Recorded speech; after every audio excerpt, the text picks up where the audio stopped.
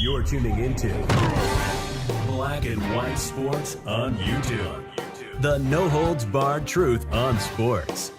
The main event starts. All right, Black and White Sports supporters. Well, I got to looking and I was like, did you guys know the Jacksonville Jaguars were 2-1?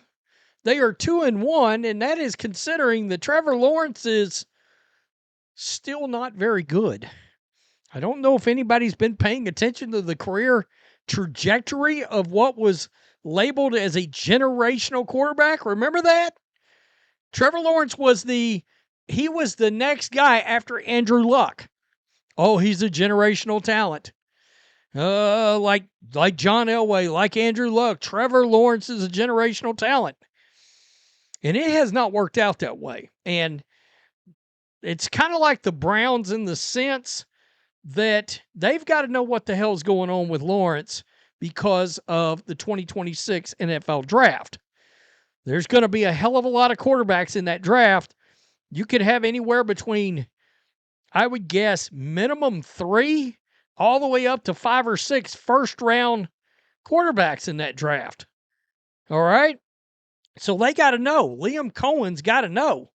Now, we know Liam Cohen, along with Dave Canales, when they were with the Buccaneers, had a lot to do with the career resurgence of Baker Mayfield. And Baker Mayfield, to me, he was arguably an MVP candidate last year. I don't know why he didn't get more consideration. I think he had 44 total touchdowns. And we know last 2 years, Baker's got 80 touchdowns in 2 years. And he's sort of like Sam Darnold, Geno Smith, these guys that were high draft picks that got a reboot, right? A reprieve. Trevor Lawrence so far it's not working out. And we'll get to Travis Hunter in just a minute. Because so far, I don't know what it is the Jags are doing with Hunter. But at some point, they're going to have to pick a lane. Because right now, he was the number 2 overall pick, and how much has anybody said a damn word about him? He's faded into the background, which some might say, well, that's what you want to happen for a. Is it? Is it? We'll look at that in a minute. Where he ranks on PFF. Let's take a look at where Trevor Lawrence is on PFF. This is the grades through 3 weeks. Trevor Lawrence is the 27th ranked quarterback in the National Football League out of 35. The 27th. Folks, that is not a generational talent. Not when you've got a just benched Russell Wilson. Just benched Russell Wilson for Jackson Dart. Ahead of Trevor Lawrence, and Spencer Rattler is ahead of Trevor Lawrence. It has not been good. Jaguars quarterback Trevor Lawrence is among the highest paid NFL quarterbacks with a new money average of $55 million per year. Since signing his contract after the 2023 season, Lawrence has not been performing among the best quarterbacks in the NFL. Last year, he missed 7 games due to injury. In the 10 games he started in 2024, Lawrence had a passer rating of 85.2. That would have been good in 1989.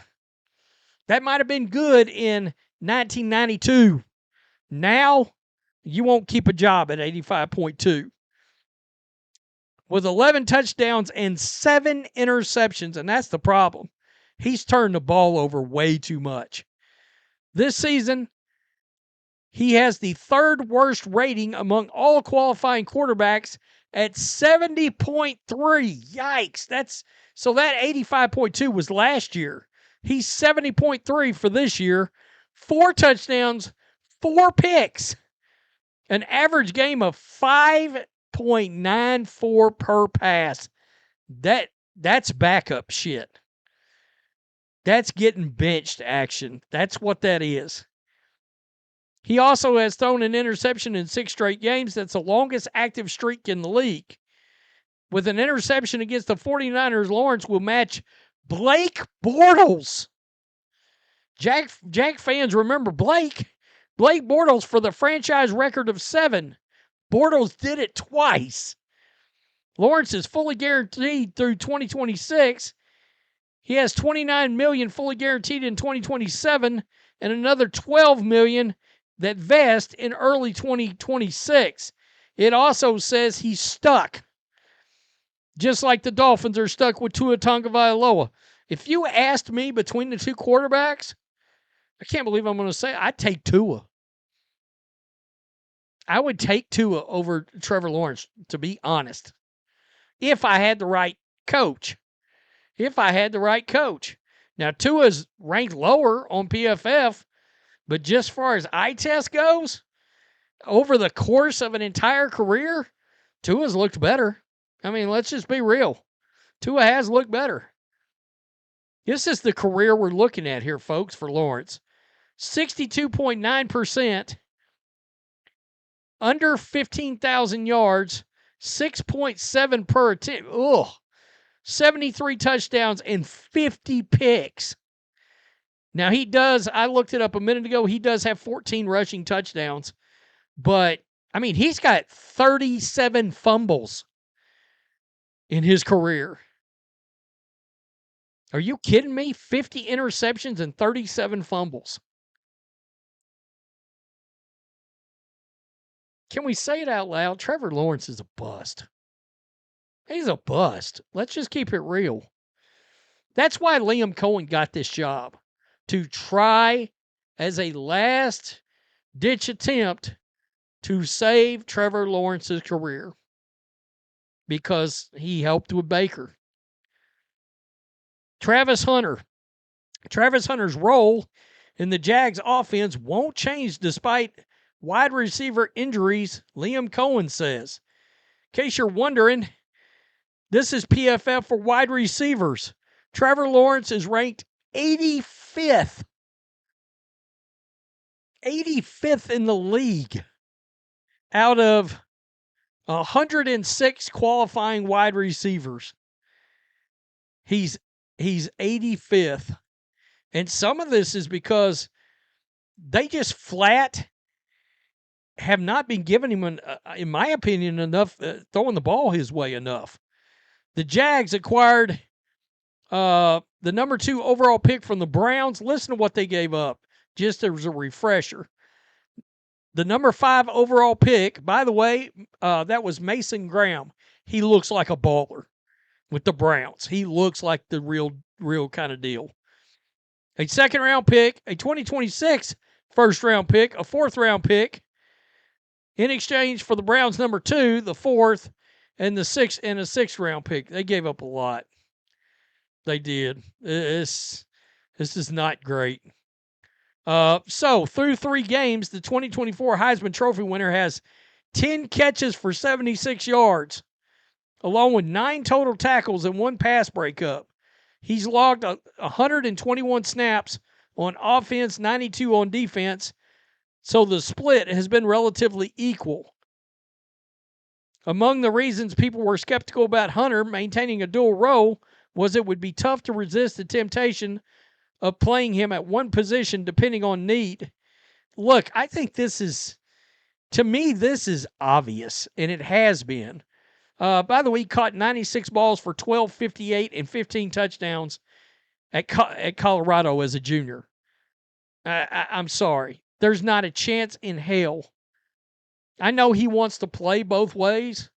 I would go to Travis and be like, dude, you're going to have to play full-time at wide receiver.